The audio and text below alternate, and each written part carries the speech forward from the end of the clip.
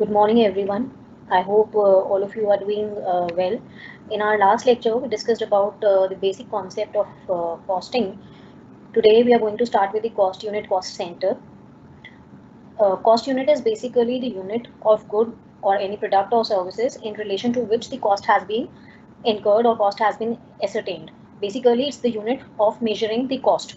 आप जिस भी टर्म्स में कॉस्ट को मेजर कर रहे हैं वो आपके लिए कॉस्ट यूनिट है. तो बेसिकली किस चीज़ के लिए, किस प्रोडक्ट के लिए, किस सर्विसेज के लिए हमने कॉस्ट इनकर की है, उसको हम जब मेजर करते हैं that is basically cost unit. For example, if I talk of let's say the power which has been consumed in the organisation.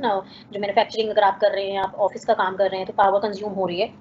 Electricity जब कंज्यूम होगी तो जो उसकी मेजरमेंट होगी that will be in KWH, kilowatt hours के हिसाब से होगी. तो जो उसकी मेजरमेंट है, अब मैंने उसके लिए कुछ ना कुछ कॉस्ट इनकर की होगी. मैं बिजली का बिल पे करूंगी, पावर जो कंज्यूम की है, we show the consumption of power in our cost sheet also. हम उसको एक्सपेंसेस के फॉर्म में उसको शो करते हैं. तो बेसिकली जो हमारी उसकी यूनिट है पावर कंजम्पशन की दैट इज किलोवाट आवर. अगर लेट्स से ट्रांसपोर्टेशन की अगर मैं बात करूं, तो ट्रांसपोर्टेशन में if I am just having a business की जहां कैब फैसिलिटीज मैं प्रोवाइड कर रही हूँ या बसेस मैं प्रोवाइड कर रही हूँ, तो उसमें जो कैलकुलेशंस होती है कॉस्ट यूनिट के हिसाब से, तो cost unit will be the passenger kilometre. या अगर मैं उसको पैसेंजर्स के लिए यूज़ नहीं कर रही हूँ, I am just providing some transportation services for the transfer of some goods, raw material या कोई प्रोडक्ट को ट्रांसफर करने के लिए लोडिंग अनलोडिंग के टाइम पे मैं उसको अगर ट्रांसफर कर रही हूँ एक जगह से दूसरी जगह के लिए, उसके लिए मैं कोई ट्रक की फैसिलिटीज, ट्रांसपोर्टेशन की फैसिलिटीज प्रोवाइड करती हूँ, then it will be ton kilometre. कि कितना मटेरियल, कितना टन, कितना किलोग्राम के हिसाब से पर किलोमीटर मैंने कॉस्ट इनकर की है. तो that will B basically the cost unit.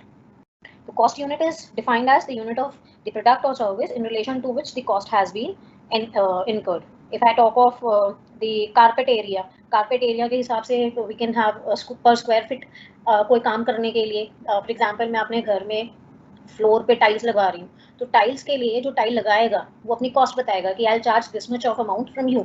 उसमें उसका प्रॉफिट भी कैलकुलेटेड होगा, लेकिन वो प्रॉफिट कैलकुलेट कैसे कर रहा है, उसमें वो पहले हिसाब लगा लेता है कि पर पूरे एरिया के हिसाब से what will be the cost जो मुझे उसमें इनकर मैं करूँगा. तो इट विल बी पर स्क्वायर फीट के हिसाब से वो अपने चार्जेस बता देगा कि इतने पैसे मेरे लगेंगे. So this is basically the concept of cost unit. Now coming to the second concept, which is the cost center. Cost center is basically a location. It may be a person, it may be an item of any equipment in relation to which the cost has been ascertained and related to the cost unit for the purpose of cost control. तो किसी भी location के लिए, किसी item के लिए, किसी individual के लिए अगर मैंने कॉस्ट इनकर की है, तो दैट लोकेशन, पर्सन और any item for which the cost has been incurred that will be the cost centre. तो अगर मैं किसी चीज़, अगर मान लीजिए मैं मशीन यूज़ कर रही हूँ, किसी कोई प्रोडक्ट बनाने के लिए अलग अलग डिपार्टमेंट्स हैं, अलग अलग डिविजन्स हैं, सर्विसेज मैं प्रोवाइड कर रही हूँ जिसके लिए मैं अलग अलग मटीरियल्स, अलग अलग इक्विपमेंट्स यूज़ कर रही हूँ. तो हर इक्विपमेंट जो मैं यूज़ करूँगी, for example if I am just using the machines, तो वो मशीन जो मैं यूज़ कर रही हूँ प्रोडक्ट को बनाने के लिए, that will be the cost centre. तो इट्स द आइटम और it's the equipment for which the cost has been ascertained. If I am making payment rent के लिए, अगर मैं पे कर रही हूँ, बिल्डिंग यूज़ कर रही हूँ, डेप्रिसिएशन में चार्ज करके दिखा रही हूँ, लाइटिंग के एक्सपेंसेस दे रही हूँ, सैलरी के टर्म्स में, वेजेस के टर्म्स में मैं अगर पैसे दे रही हूँ, तो जिसको पैसे दे रही हूँ या जिस चीज़ के लिए मैं पैसे खर्च कर रही हूँ, that will be the cost centre. So there is a difference in cost unit and cost center. Don't get confused. Cost unit is the unit when we are measuring the cost, and cost center is the item or the location or the person for which the cost has been incurred. Now you have third concept also, which is cost object. Cost object is anything for which a separate measurement of cost may be desired. Like if one wants to compute the cost of a particular thing, तो वो cost object हो जाएगा. कि किसी एक particular चीज़ के लिए अगर मैं कॉस्ट कैलकुलेट कर रही हूँ, तो वो कॉस्ट सेंटर तो पूरा का पूरा है. लेकिन अगर कोई एक पर्टिकुलर आइटम के लिए, किसी एक ऑब्जेक्ट के लिए, किसी एक प्रोडक्ट के लिए, सर्विस के लिए, किसी एक एक्टिविटी के लिए या कोई एक प्रोसेस के लिए अगर मैं इंडिविजुअली सेपरेटली अगर कॉस्ट कैलकुलेट करूँगी, then that will be the cost object. Then you have different methods of costing in which you have main जो आप लोगों को पढ़नी है, you have single output costing or the unit costing, you have job costing, contract costing, batch costing, process और service costing. ये कुछ अलग अलग methods हैं costing techniques के, which we will discuss in our later lectures. I am not going in the detail of these methods of costing, क्योंकि हमें पूरा डिटेल में पढ़ना है. You have different techniques of cost accounting also, costing जिसमें standard costing, marginal costing, budgetary, absorption costing, ये कुछ techniques होती है costing के लिए. Basically when we talk of costing का जो मेन ऑब्जेक्टिव था, मेन ऑब्जेक्टिव जो थे हम लोगों ने लास्ट क्लास में पढ़े थे कि सबसे पहला है that we want to ascertain the cost. किसी एक प्रोडक्ट से रिलेटेड, किसी एक सर्विस से related, we are computing the total cost of production so that we can determine its selling price. The first objective of cost accounting was to ascertain the cost of a product or a service. The second objective is to determine or basically the calculation of cost helps you in determining or fixing the selling price of that product or services. तो पहले step में हमने cost calculate की किसी भी product या services के लिए, जिसकी वजह से हमें इजी हुआ कि हम अब जब मार्केट में उसको देंगे, अवेलेबल कराएंगे अल्टीमेटली कंज्यूमर्स को, हम जब वो देंगे प्रोडक्ट या services, then we can fix the selling price. We can determine the selling price. The third objective of cost accounting is that when we have calculated the cost of production of any product or services, then we can try to control the cost, or we can try to reduce the cost. अगर कहीं wastage है, कहीं loss है, तो we can try to take remedial actions or proper steps can be taken by the organization to control that wastage or the loss of cost. तो जो additional खर्चे हम कर रहे हैं या जब कहीं वेस्टेज हो रही है, लॉस हो रहा है, उसमें भी कैटेगरीज होती है, नॉर्मल लॉस है कि एबनॉर्मल लॉस है, बट जहां हम कंट्रोल कर सकते हैं, मिनिमाइज कर सकते हैं नुकसान को या खर्चों को, तो हमें क्योंकि टोटल कॉस्ट पता है, it basically helps you in reducing or controlling the cost to certain extent. It is very important because you have a very competitive environment. You want to improve the profitability. This can be attained by controlling or reducing the cost using these different techniques of costing. जो हम लोगों ने techniques के नाम पढ़े हैं, standard costing, marginal costing, budgetary, absorption costing. These basically are the different techniques of costing which the companies use to reduce or the controlling of cost. तो ये कुछ techniques होती हैं जिनको use करके हम cost को control कर सकते हैं. And the last objective of cost accounting is the decision making. It basically when we are going for the whole process of cost accounting, it is basically providing you a detailed statement or a breakup of the whole cost you have incurred, and once you have the breakup of the total cost, it helps the management in taking the decisions in day-to-day operations of the organization. It also gives us the different kind of principles where the decisions can be taken in different kind of situations. For example, if the company wants to decide for a particular product or a service or a part of the product, whether the company should manufacture the product or the company should buy it and use it. एक option है, दो project, मतलब एक कोई product बनाना चाहती है company, उस product के लिए भी हो सकता है, उस प्रोडक्ट में यूज होने वाले कोई रॉ मटेरियल के लिए भी कंपनी डिसीजन ले सकती है कि क्या वो प्रोडक्ट मैं बनाकर फिर मार्केट में बेचूं या मैं मार्केट से बना बनाया खरीद लूं और मैं उसको बेचूं.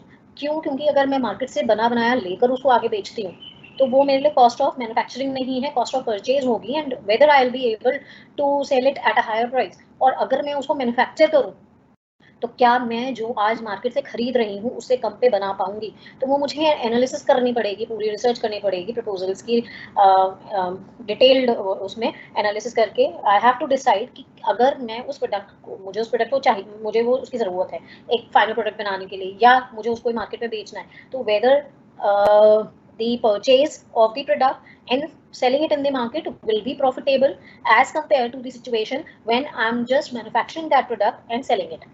तो कौन सा प्रपोजल, कौन सा ऑप्शन मेरे लिए बेटर होगा, प्रॉफिटेबल होगा कि मैं बनाकर मार्केट में उसको बेच रही हूँ या मैं कहीं से खरीद रही हूँ बना बनाया और फिर उसको मार्केट में बेच रही हूँ. These kind of decision making process they have to take care of, जहाँ पर मैनेजमेंट के लिए when we are having the cost accounting techniques, हम costing की techniques को use कर रहे हैं, different methods को हम implement कर रहे हैं organization में, जिसकी वजह से हमें detailed sheet मालूम है total cost of production की, हम calculate कर सकते हैं, estimates भी बना सकते हैं, budgets भी बना सकते हैं पहले से.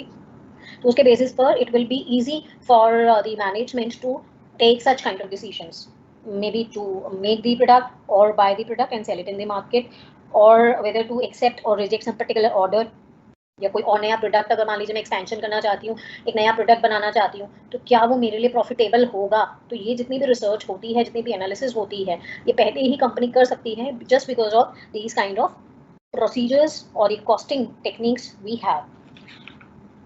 Then you have, okay, now coming to the main thing you have to take care of in your costing syllabus is the classification of different kind of cost. ये आप लोगों के लिए बहुत ज़रूरी है कि आपको ये पता होना चाहिए कि कोई भी कॉस्ट को हम किस कैटेगरी में डालें, कौन सी उसकी क्लासिफिकेशन है या किस कैटेगरी में उसको हम लोगों को रिकॉर्ड करना है, because it will make a difference अगर आप उसको गलत जगह रिकॉर्ड करेंगे. फाइनल रिजल्ट में भी सेम, बट जो इन डेप्थ जो डिटेल्ड एनालिसिस होगी that will change in case you don't go for the proper classification of cost. Basically ये आपको पता होना चाहिए कि कौन सी कॉस्ट किस कैटेगरी में या किस क्लासिफिकेशन के अंडर में आएगी.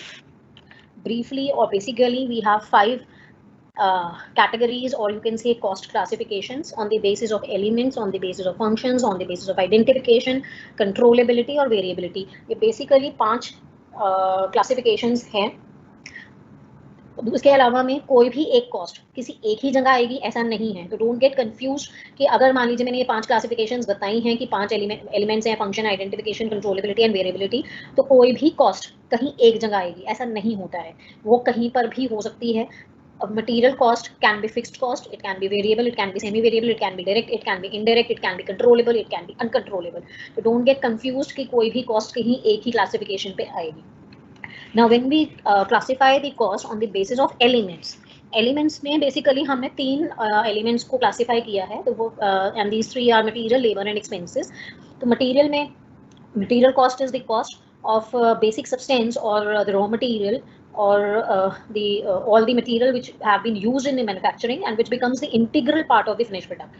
आपने कोई भी प्रोडक्ट को मैन्युफैक्चर करने के लिए जो भी रॉ मटेरियल यूज़ किया है, जो आपके फाइनल प्रोडक्ट का पार्ट बन जाएगा, that will be the material cost. For example, if I am just having the business of let's से फर्नीचर, मैं फर्नीचर बना रही हूँ, तो उसमें लकड़ी यूज़ कर रही हूँ, नेल्स, पेंट्स, ये सब चीज़ें, तो जो भी मटीरियल कॉस्ट में वो मटीरियल कॉस्ट इंक्लूसिव होगी जो फाइनल प्रोडक्ट का हिस्सा होगी, that will be the material cost.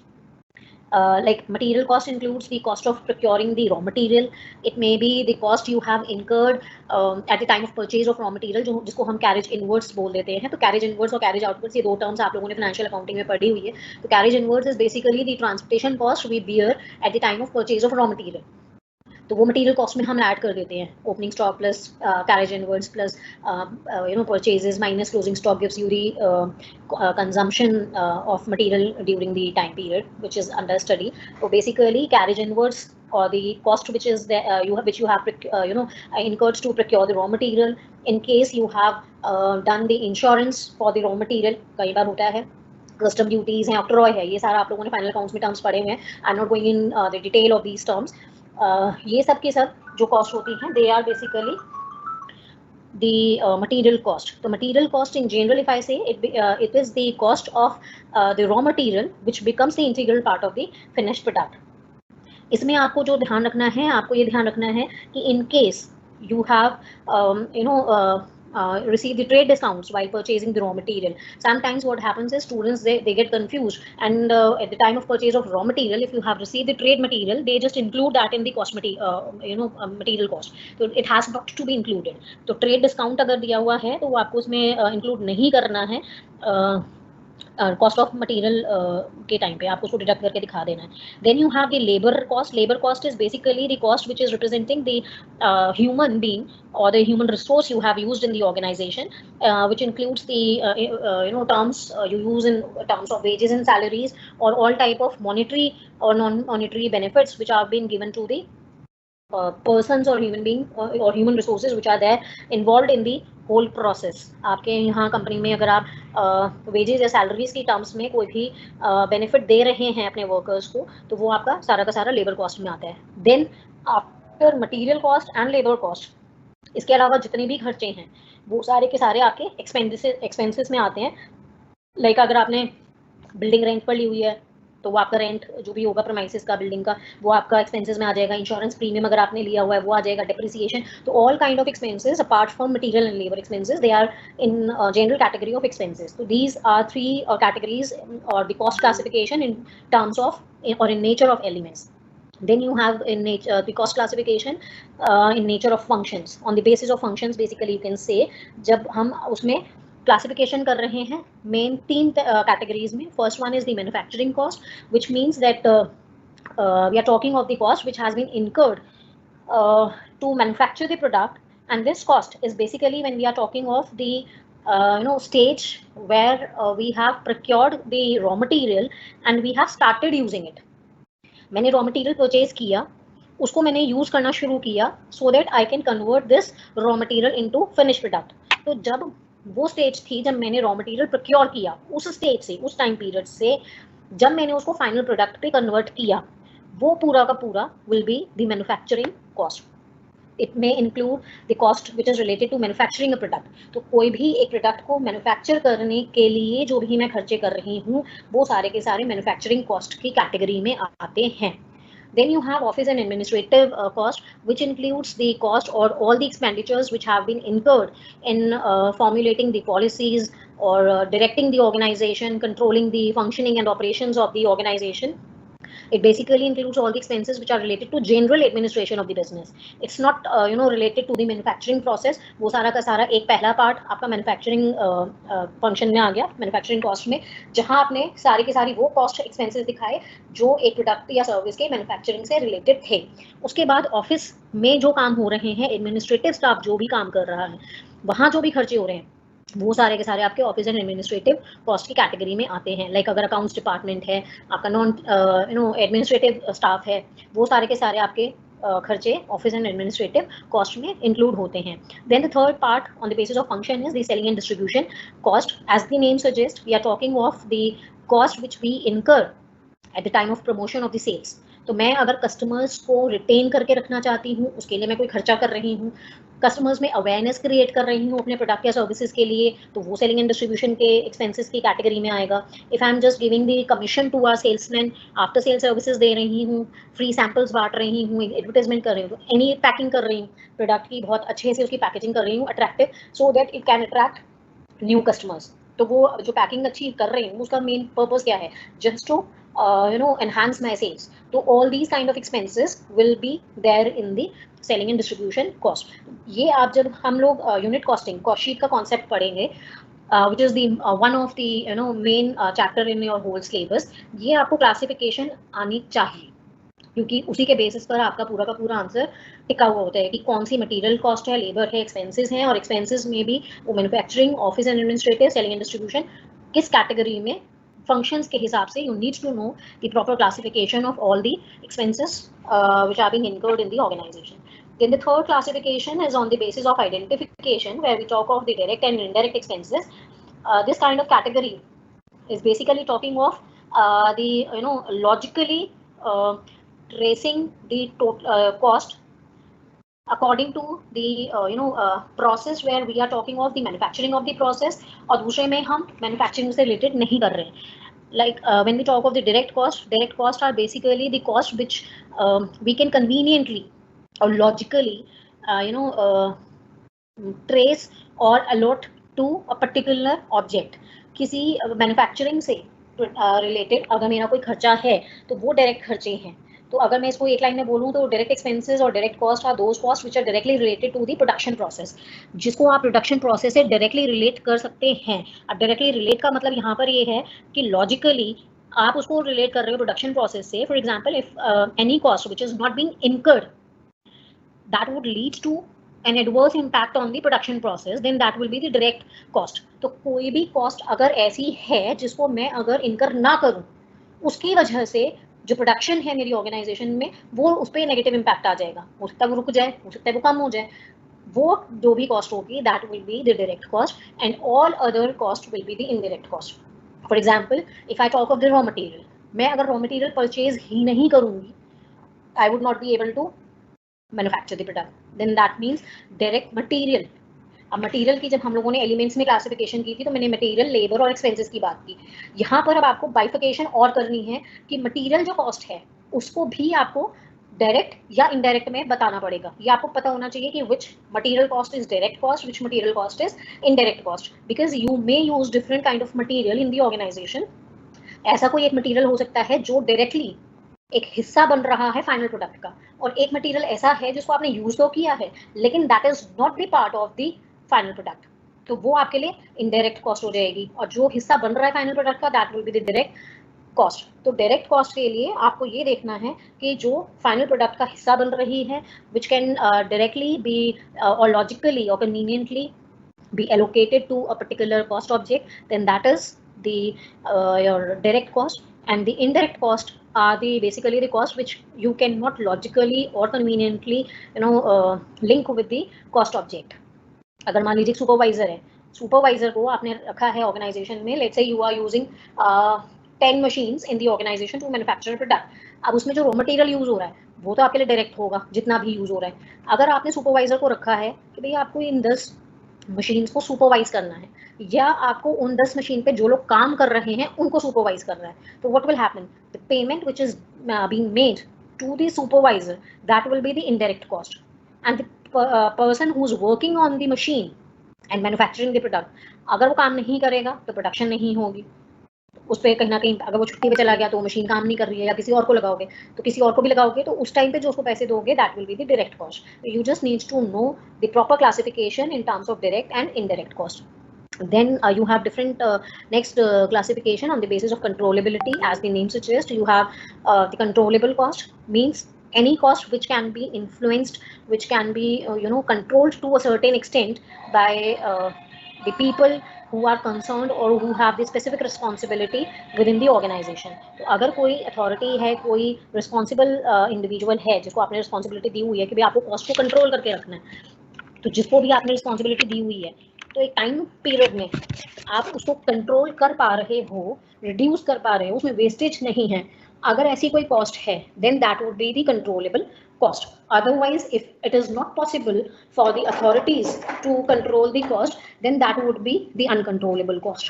Now the last classification on the basis of functioning or on the basis of elements is the on the basis of variability. When we talk of fixed cost, we talk of variable cost, and we talk of semi variable cost. You all have studied all these classification in your economics also. Fixed cost basically, fixed costs are those costs which remain constant for a given range of output for a given time period. तो एक कोई भी cost जो एक level of output तक same है, उसके बाद अगर मैं एक और यूनिट एक्स्ट्रा मैन्युफैक्चर करूंगी तो मुझे उतनी ही कॉस्ट दोबारा से इनकर करनी पड़ेगी, तो वो जो फिक्स्ड है एक पर्टिकुलर लेवल ऑफ आउटपुट तक, then that is the fixed cost. For example, if I just purchase a machine, मैंने मशीन परचेज की मान लीजिए 4 लाख रुपए पे, 4 लाख रुपए की वो जो मशीन है उसको अगर मैं मैक्सिमम यूटिलाइजेशन कर लूँ, 100% यूटिलाइजेशन कर लूँ, तो वो पूरे मंथ में 40,000 यूनिट्स मैन्युफैक्चर मैं कर सकती हूँ, उसका बेस्ट अगर मैं यूज़ करूँ मशीन का।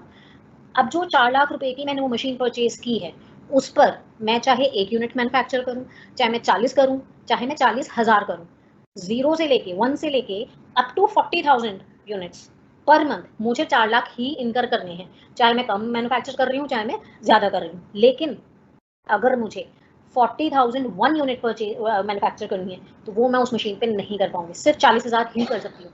एक एक्स्ट्रा यूनिट मैन्युफैक्चर करने के लिए मुझे एक नई मशीन को इंस्टॉल कराना पड़ेगा, तो जो 40,000 है that is fixed till particular level of output. तो fixed cost basically are the cost which remain constant for a given level of output, और उसके बाद वो आपकी वेरिएशन उसमें आ जाती है। अगर मैं इसमें मशीन के अलावा कोई और एग्जांपल दूं तो लॉन्ग रन के लिए जितने भी हम कॉस्ट की बात करते हैं तो ज़्यादातर एक लेवल तक हमारी कॉस्ट फिक्स्ड कॉस्ट होती है, उसके बाद लॉन्ग टर्म की अगर मैं बात करूँ, लॉन्ग विजन के लॉन्ग टाइम पीरियड की, तो सारी जितनी भी कॉस्ट होती हैं वो कहीं ना कहीं वेरिएबल आ जाती हैं। जैसे अगर मान लीजिए you have workers in the organization, you have staff in the organization जो परमानेंट काम कर रहे हैं, एक फिक्स सैलरी पे काम कर रहे हैं। अब मान लीजिए कोई एक इंडिविजुअल काम कर रहा है and he is earning 1 lakh rupees per month as salary, he is your employee permanent. अब उसका जो नेचर है, जो कॉन्ट्रैक्ट है आप लोगों के साथ, उसमें क्या है कि अभी he is getting 1 lakh rupees per month from the organization as salary, but once he completes 1 year of the job in the organization he will be getting the promotion, उसको कहीं ना कहीं प्रमोशन मिलेगा, every year you will be getting the promotion. तो अगर मैं सिर्फ 1 साल की बात करूँ तो 1 साल तक मेरी सैलरी फिक्स है 1 लाख रुपये। Next year the level will increase. तो एक उसमें इंक्रीमेंट जो लगेगा वो उसको वेरी कर जाएगा, उसके बाद फिर वो 1 साल के लिए फिक्स्ड हो जाएगी, फिर अगले साल फिर प्रमोशन लगेगा तो वो वेरी करेगी, फिर वो आपके लिए फिक्स्ड रहेगी। तो it is basically to in short run it's fixed cost, long term के लिए अगर बात करूँ क्योंकि उसमें वेरिएशन हो रही है तो वो वेरिएबल कॉस्ट होगी कि एक लेवल तक सेम है मगर उसके बाद वो वेरी करेगी। और वेरिएबल कॉस्ट में क्या होता है, variable cost are those cost which directly change in the direct proportion to the change in volume of output।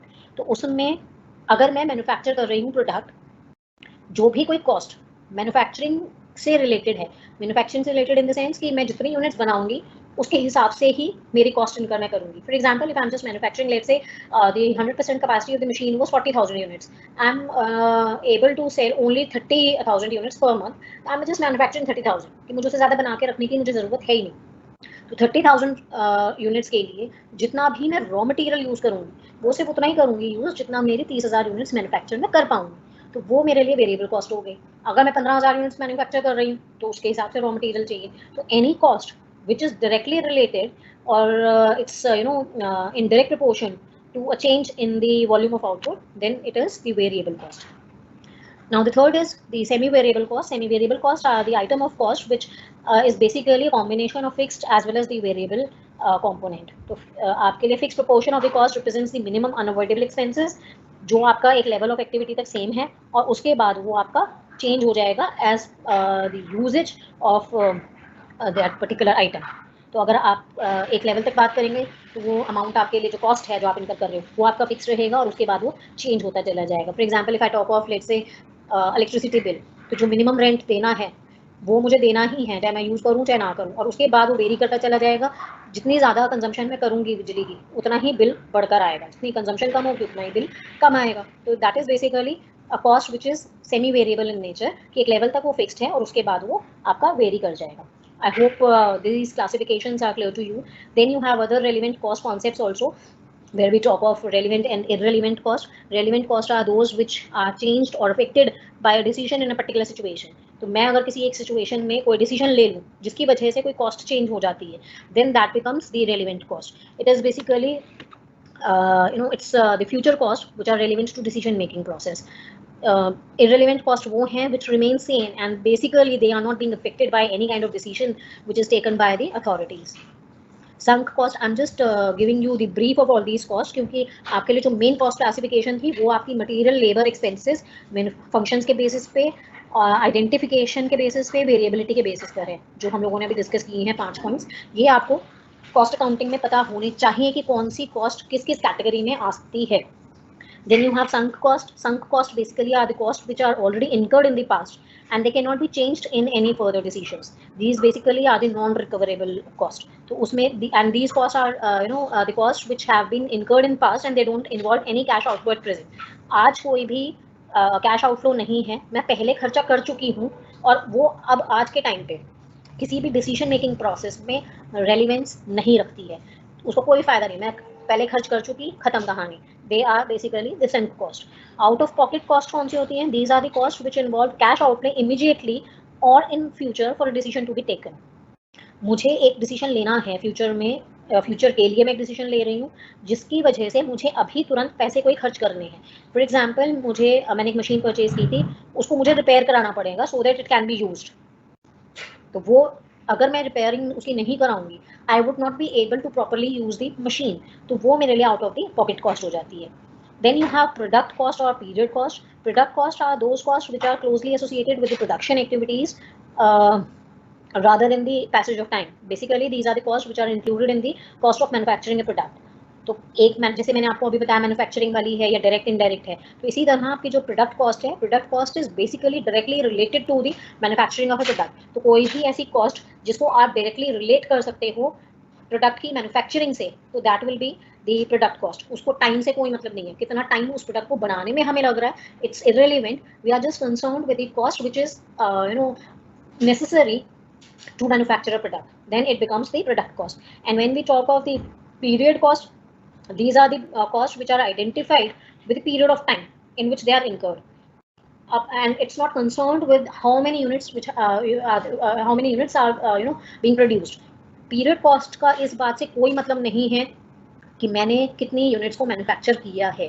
Period cost सारी एक टाइम के हिसाब से, अगर मैं 1 महीने की बात कर रही हूँ, 1 साल की बात कर रही हूँ, जो भी मेरा टाइम पीरियड अंडर स्टडी है, उस टाइम पे, उस दौरान मैंने कितने खर्चे किए हैं, क्या क्या खर्चे किए हैं, they are basically the period cost. तो all non manufacturing cost, all non-manufacturing cost means which are not directly related to the production. So these all non-manufacturing cost like salary of the staff, administrative expenses, depreciation or selling expenses, they are the period cost. कि मुझे इस बात से कोई मतलब नहीं है कि प्रोडक्शन हुई या नहीं हुई, प्रोडक्शन हुई तो कितनी हुई, कितनी यूनिट्स की हुई, ये जो खर्चे हैं ये मुझे देने ही हैं. Apart, it's not related with the production process somehow. Then you have the marginal cost. It is the amount by which the aggregate cost is changing. If I'm just changing the volume of output by 1 unit, मैंने 30,000 units बनाए या मैंने 40,000 units बनाए, अब मैं 40,000 से 1 unit अगर extra बनाऊंगी तो what will be the additional cost I'll be incurring, वो आपकी मार्जिनल कॉस्ट है. तो it is basically the cost which is there which you are incurring in case the volume of output is increased or decreased by 1 unit, assuming, अब यहाँ क्या concept है, assuming that the fixed cost do not change. Fixed cost मेरी same है, 40,000 manufacturing units की मैं manufacturing कर सकती थी मैक्सिमम, उसके लिए 4 लाख की मैंने मशीन परचेज की. जब मैं 30,000 यूनिट्स बना रही हूँ तो वेरिएबल कॉस्ट जो मेरी है that is the cost of raw material. वो अगर मैं 30,000 से 1 यूनिट एक्स्ट्रा बनाऊंगी तो जाहिर बात है मटेरियल ज़्यादा चाहिएगा, वो जो एक्स्ट्रा कॉस्ट है that is the marginal cost. तो it is basically the cost which is incurred by the organization if the number of unit or the volume of output is increased or decreased by 1 unit. And this kind of cost, marginal costing, you have this one of the costing techniques which is known as the marginal costing. It is basically useful in taking decisions when we if you want to take decision whether to purchase the product and sell it in the market or manufacture it and sell it in the market, or if you want to fix the selling price. In such kind of situations, marginal costing is the technique which is used by the organizations to take such kind of decisions. So these are some of the relevant cost classifications you should be aware of in your cost accounting. I hope till now it's clear to you. And in case of any question, then you can ask.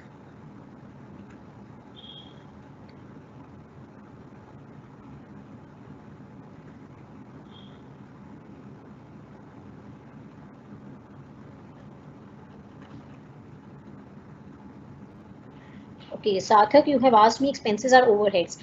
You can say that when we talk of the expenses, you have the direct expenses, you have indirect expenses. When we talk of all the indirect expenses, then they are the overheads. अगर मैं उसमें classification कर रही हूँ, the first classification we did was on the basis of elements, जिसमें material, labor और expenses की बात की. All these items direct हो सकती हैं, like मेरी जो general classification है कॉस्टिंग के लिए जो आपको याद रखनी है, वो क्या याद रखनी है, material, labour and expenses. Expenses means all the expenses, it can be any expense which is incurred in the organization. ये 3 चीजें आपको पता होनी चाहिए. इसमें जो क्लासिफिकेशन आपको देखनी है वो क्या देखनी है, whether the cost which has been incurred on material it is direct और इनडायरेक्ट. ये अब हमारा अगला टॉपिक है जो मैं शुरू करने वाली हूँ, तो मैं उसको थोड़ा सा आपको ब्रीफ बता देती हूँ कि मटेरियल, लेबर और एक्सपेंसेस आपको 3 पहले पता होने चाहिए, वो आप कर लोगे आराम से क्लासिफिकेशन. उसकी क्लासिफिकेशन में what you need to take care of is कि मटेरियल भी अगर है, ये 3 एलिमेंट्स जो आपके मेन हैं, इनको आपको क्लासिफाई करना है on the basis of direct and indirect, कि वो डायरेक्ट है या वो इनडायरेक्ट है. अगर वो डायरेक्ट है तो वो इकट्ठा एक जगह आएगा, अगर वो इनडायरेक्ट है तो वो अलग अलग जगह जाएगा. तो एक्सपेंसेस के लिए जो आपने स्टेटमेंट लिखी है, expenses are overheads, in general you can say that expenses are overheads. अब एक्सपेंसेस की जगह मैं कह सकती हूँ कॉस्ट आर ओवरहेड्स और एक्सपेंसेस. तो यहाँ पर अगर मैं ओवरहेड्स की टर्म्स में अगर बात कर रही हूँ, जहाँ आप एक्सपेंसेस की टर्म्स को यूज कर रहे हो, this term of expenses for overheads may include raw material, it may include payment to any worker, labour के लिए जो हम देते हैं, या कोई और एक्सपेंसेस के फॉर्म में. तो उसमें मटेरियल और लेबर भी आ सकता है ओवरहेड्स में, इनडायरेक्ट में. तो आपको जो क्लासिफिकेशन करनी है that is direct material, direct labour, direct expenses. ये पहली 3 क्लासिफिकेशन करनी है. तो आपने तीनों में ही डायरेक्ट को करा और इनडायरेक्ट को करा. डायरेक्ट एक जगह आ जाएंगे, indirect अलग जगह जाएंगे. This is how you have to go for the classifications. And when we talk of indirect expenses, whether they are indirect material, whether they are indirect labor, whether it's indirect expenses, then they are termed as the overheads. I hope it's clear to you, or if in case you have further doubts in this, you can ask me. Pratibha, you have asked me, do we have class of cost accounting on Friday? On Friday, yes, you have a class on Friday also. Alternate days पे आप लोगों के lectures लगे हुए हैं. You must be having your schedule with you.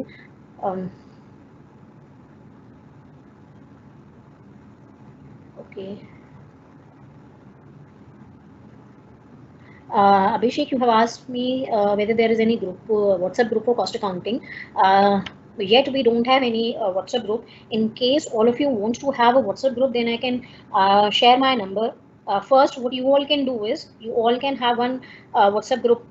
You can connect among yourself, create any WhatsApp group, let me know. I'll give you my number and add me in that group. Arihant, so basically overheads are fixed cost, but expenses may or may not be fixed.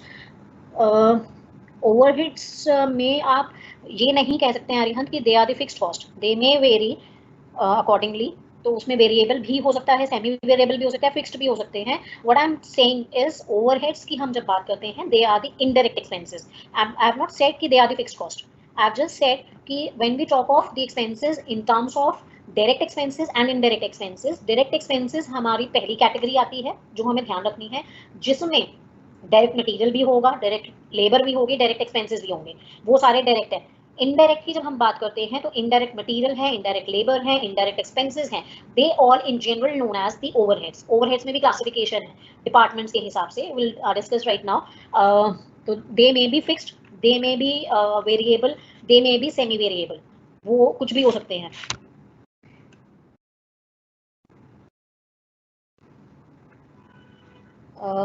Sarthak, I don't know. You have shared your number, admin of 7 groups. Okay, I'll just share my number to you. You can add me there. You can add me in the WhatsApp group you have created for your cost accounting. Okay, now coming to the next main chapter. Let me share the screen first.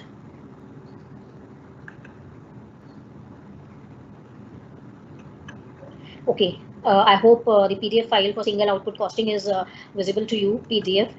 This is one of the main chapters, starting chapter. अब अगर आप इसको syllabus के हिसाब से देखेंगे तो that is in some other unit, it's not in the first unit. First unit की कुछ थियोरी मैंने आपको फर्स्ट लेक्चर में और आज एलिमेंट्स और क्लासिफिकेशन में समझा दी है, कुछ अभी मैंने स्किप की है just because we have you know shortage of lectures. I'm just skipping some of the theory which you can do, and in case you have any doubt you can ask me. Now I'm just coming directly to the cost sheet or the unit costing or single output costing. Single output costing is basically the statement or the document which we prepare in detail which shows the total cost of production. जब हम कोई भी product को manufacture कर रहे हैं या कोई सर्विसेज प्रोवाइड कर रहे हैं तो जाहिर बात है हम कोई ना कोई कॉस्ट इनकर कर रहे होंगे. एक स्टेटमेंट, एक डॉक्यूमेंट डिटेल्ड वर्जन में आपको उसकी पूरी कॉस्ट बता रहा है, कॉस्ट ऑफ प्रोडक्शन या cost of manufacturing the product और कॉस्ट ऑफ रेंडरिंग सर्विसेज. जो भी सिचुएशन है, प्रोडक्ट बना रहे हो तो कॉस्ट ऑफ प्रोडक्शन हो गई, सर्विसेज रेंडर करो तो सर्विसेज रेंडर करने के लिए आपने कितनी कॉस्ट बियर की है. तो कॉस्ट शीट जब हम बनाते हैं, it's basically the single or output costing. It's the technique where we prepare a detailed document. Just give me a while, I will just join you back.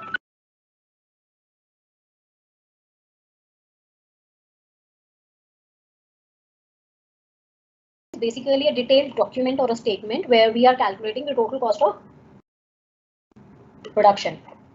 It's basically this kind of technique you can say, or the output costing is used or applied in the industries or the sectors where generally what happens is they have only a single product. एक same product अगर आप manufacture कर रहे हो तो उस unit, उस organisation के लिए single output costing technique best मानी जाती है, या आप मतलब बेस्ट इन द सेंस कि वो यूज़ की जाती है. तो सिंगल आउटपुट या single or output costing name से भी आपको आप ध्यान रख सकते हैं कि in case you are manufacturing same product or a single product, or homogeneous product जहां आपको कैटेगराइजेशन करने के लिए अलग अलग प्रोडक्ट वाइज दिक्कत नहीं होगी, एक जैसे ही आप प्रोडक्ट्स बना रहे हो, तो it would be easy for you to prepare the cost sheet. Then this kind of cost sheet or single costing is technique is used when the production units are physical or production is homogeneous or production process is standardized.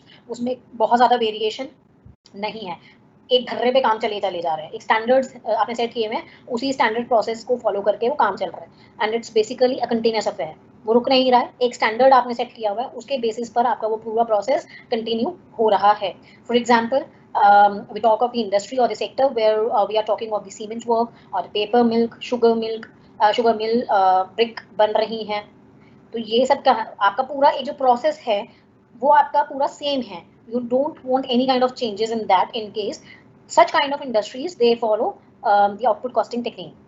अब cost sheet में क्या है, as I told you, it's a basic document in unit costing. It's a statement which shows the total cost or per unit cost of product. तो यहाँ पर आपने एक detailed version बनाया हुआ है डॉक्यूमेंट का, जहाँ आपने टोटल कॉस्ट कैलकुलेट की है एक कॉलम में, और उसी को ही if I just divided by total number of units produced, तो that will give me the per unit cost. तो मैंने एक कॉलम में टोटल कॉस्ट कैलकुलेट की हुई है, दूसरे कॉलम में पर यूनिट कॉस्ट कैलकुलेट की हुई है. ठीक है, I hope till now it's clear. The production is uniform, as I told you, and the product is homogeneous, and the total cost is being calculated. Now, when we talk of the single costing technique, it basically helps in calculation of total cost or per unit cost. It gives you different aspects of total cost, which helps in the better decision making process or to reduce or control cost. And this technique is useful for interfirm और intrafirm comparison. अगर single output है तो आप inter-firm, आपके जैसे आप अपनी individual अपनी कंपनी के अंदर ही अंदर उसकी एनालिसिस कर सकते हो अलग अलग टाइम पीरियड के लिए, और apart from this you can have इंट्राफर्म comparison also. तो हिस्टोरिकल बेसिस के हिस्टोरिकल जो कॉस्ट है जो आपने पहले बनाई हुई थी, उसके बेसिस पर आप कॉस्ट शीट बना सकते हो. आप एस्टिमेटेड बजटेड फिगर्स भी कैलकुलेट कर सकते हो. पिछले साल मैंने कितना खर्चा किया था, अब प्रोसेस तो मेरा सेम ही चल रहा है. मान लीजिए मेरी शुगर मिल है, शुगर का पूरा प्रोसेस सेम है, थोड़ी बहुत वेरिएशन इन्फ्लेशन डिफ्लेशन की वजह से हो सकती है, बट अदरवाइज तो पूरा प्रोसेस सेम है. तो मैं क्या कर सकती हूँ, मेरे पास पिछले साल का डेटा पड़ा हुआ है कि मैंने कितने खर्चा उठाया था, उसके बेसिस पर what I can do is I can forecast in the sense कि मैं अगले साल के लिए बजटेड फिगर्स या एस्टिमेटेड फिगर्स कैलकुलेट कर सकती हूँ. तो on the basis of historical data और historical cost I can prepare the estimated cost for future. That will help me in the overall functioning of the organisation. मुझे अगर कहीं लगता है एक्सपेंशन कर सकती हूँ तो मैं उसके लिए डिसीजन ले सकती हूँ. मुझे लगता है कि कोई कॉस्ट को कंट्रोल कर सकती हूँ, if possible I can take the remedial actions for that also.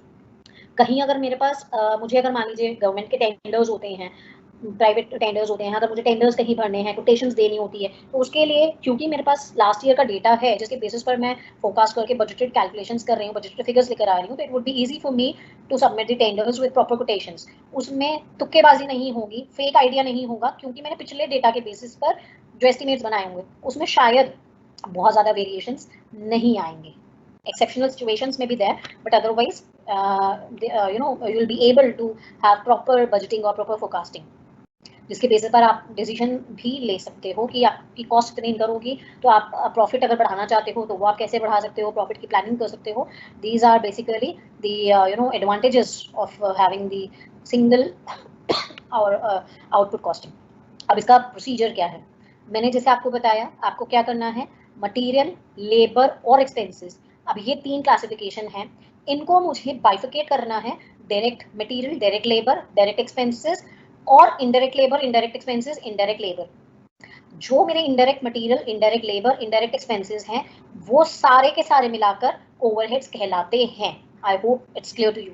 तो one part is when we are considering only direct material plus direct labour plus direct expenses, and the second half of the sheet will be, उसके भी सब parts हैं, will discuss the format, लेकिन जो major portion है जो आपको segregate करने हैं, पहला direct material, direct labour, direct expenses is one of the major first half of the total document, and the second half of the document is where we talking of all the overheads, means the indirect material, indirect labour and indirect expenses. अब जो overall second half है, second half के जो overheads हैं, indirect material, indirect labour, indirect expenses, उसको आपको division wise या department wise आपको सेग्रीगेट करना है. अब वो कैसे सेग्रीगेट करना है, कैटेगरीज जो हम लोगों ने डिस्कस की थी, तीन, factory overheads, office and administrative overheads और सेलिंग एंड डिस्ट्रीब्यूशन ओवरहेड्स. ये तीन कैटेगरीज आपको तीन एक्सपेंसेस की करनी थी. तीन एक्सपेंसेस कौन से थे, indirect labour, indirect wages, sorry indirect material and indirect expenses, इनको आपको ये देखना है कि ये जो इनडायरेक्ट खर्चे थे वेजेस के, मटेरियल के, एक्सपेंसेस के, ये फैक्ट्री से रिलेटेड है, ऑफिस एंड एडमिनिस्ट्रेटिव से रिलेटेड है, या सेलिंग एंड डिस्ट्रीब्यूशन से रिलेटेड है। तो आपका जो सेकंड हाफ है कॉस्ट शीट का, उसमें आपने फिर बाइफिकेशन करी 3 ओवरहेड्स में या 3 डिपार्टमेंट्स के हिसाब से, फैक्ट्री, दूसरा ऑफिस एंड एडमिनिस्ट्रेटिव, तीसरा सेलिंग एंड डिस्ट्रीब्यूशन। अब इसमें फैक्ट्री ओवरहेड्स में कौन से आएंगे? We include all those indirect cost. अब इनडायरेक्ट कॉस्ट का मतलब क्या है? Indirect material, indirect labour and indirect expenses. तो every time I am using indirect cost, that means indirect material, indirect labour and indirect expenses. खाली expenses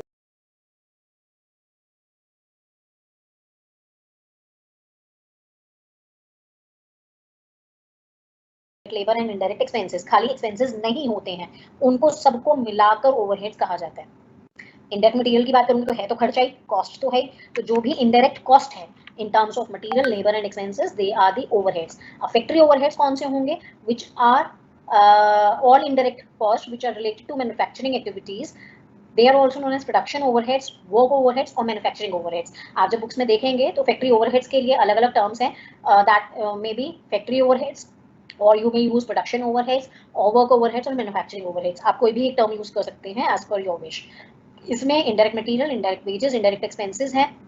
अब indirect material कौन सा आएगा? जो आपने यूज तो किया फैक्ट्री में, मगर वो डायरेक्टली प्रोडक्शन से रिलेटेड नहीं था। डायरेक्टली प्रोडक्शन से रिलेटेड का मतलब फाइनल प्रोडक्ट का हिस्सा नहीं था। Means for example coal, oil है, power consume in the factory है, कॉटन है, वेस्ट है, ब्रशेज हैं, ब्रूम्स आपने यूज किए हैं, मॉप्स आपने यूज किए, तो any material which has been used in factory. इसी तरह इनडायरेक्ट लेबर है, any person who is working in the factory, like work manager salary, salary of the office staff.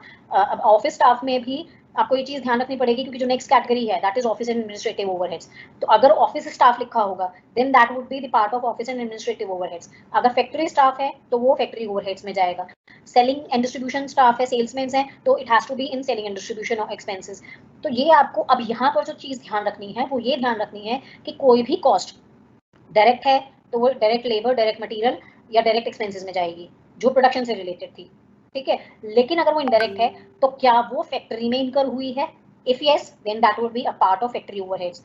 In case if it is being incurred in the office and administrative, तो वो office and administrative overheads में जाएगी। Sales के लिए, distribution के लिए खर्चा किया है तो वो सेलिंग एंड डिस्ट्रीब्यूशन ओवरहेड्स में जाएगा। तो you should be aware of the techniques or the you should be able to classify in these 3 overheads, otherwise final answer may be correct, I am just using may be, जरूरी नहीं है, लेकिन आपका solution actually गलत होगा। तो यहाँ आपको पूरे के पूरे कॉस्टिंग में ये चीज ध्यान रखनी है कि कौन सा ओवरहेड है। ओवरहेड का मतलब इनडायरेक्ट एक्सपेंस है, और उसमें भी वो कौन सी कैटेगरी में या कहाँ पर है, फैक्ट्री में है, ऑफिस में है, या सेल्स के टाइम पर है। तो इनडायरेक्ट लेबर के लिए वर्क मैनेजर सैलरी, एग्जाम्पल्स ही आपको दिए हुए जो आप स्क्रीन पे देख पा रहे हैं। फैक्ट्री के स्टाफ को आप दे रहे हो, सुपरवाइजर के आप सैलरी दे रहे हो। अब मान लीजिए मैं एक जनरल एग्जांपल ले रही हूँ, सुपरवाइजर की salary.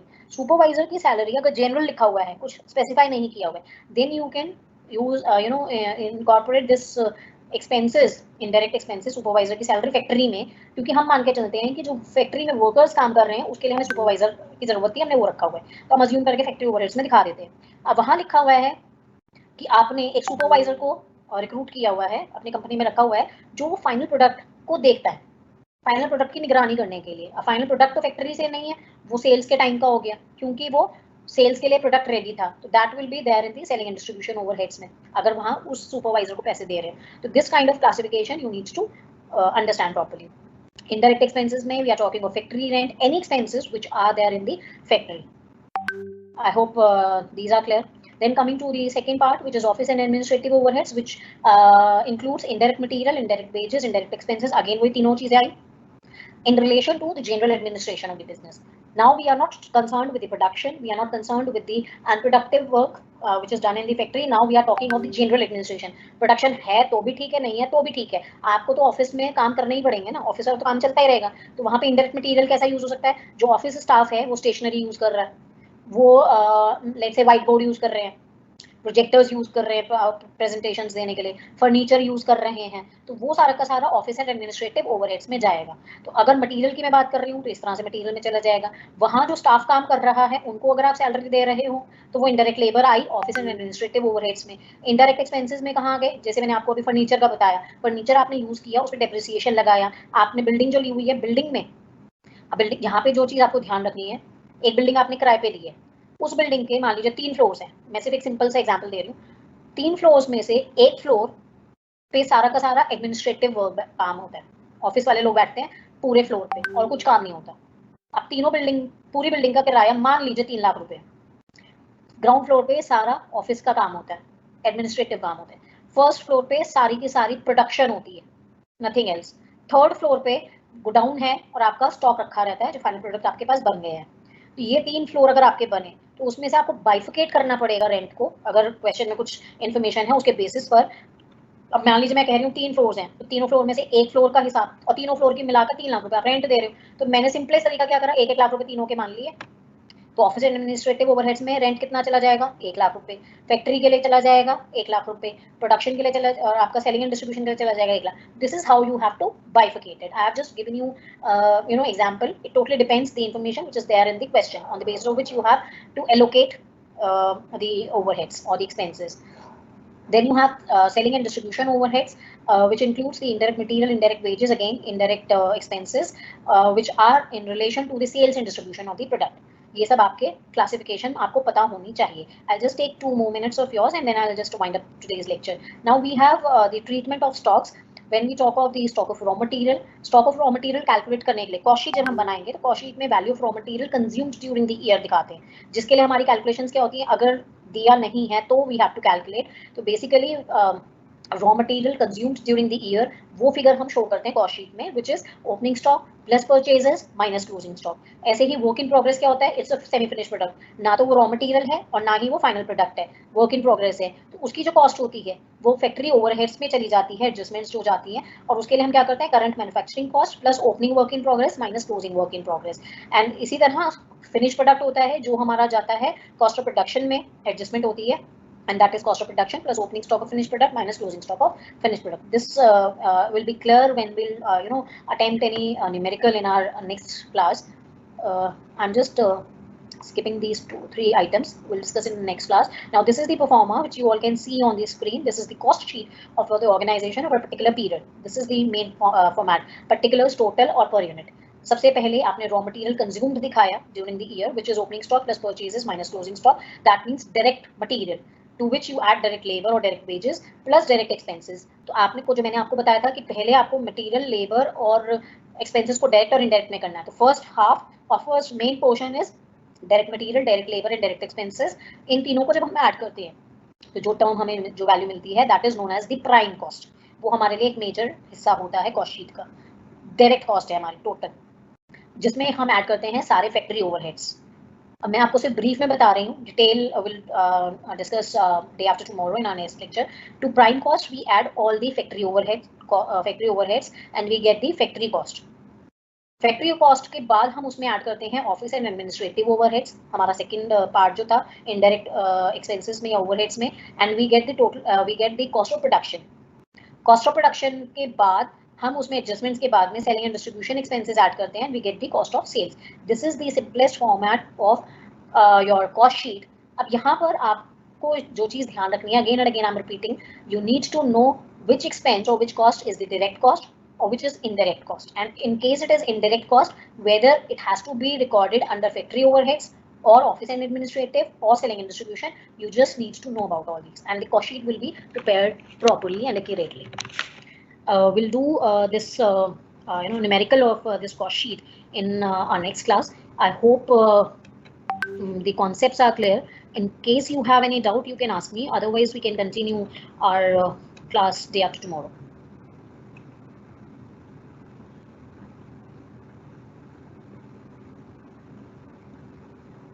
I have already, Nitika, you have asked me for WhatsApp group number. I have not created any, group. I have shared my number, WhatsApp number. Any one of you can create any WhatsApp group and add me in that. and I'm not aware of any WhatsApp group. In case you already have some WhatsApp group.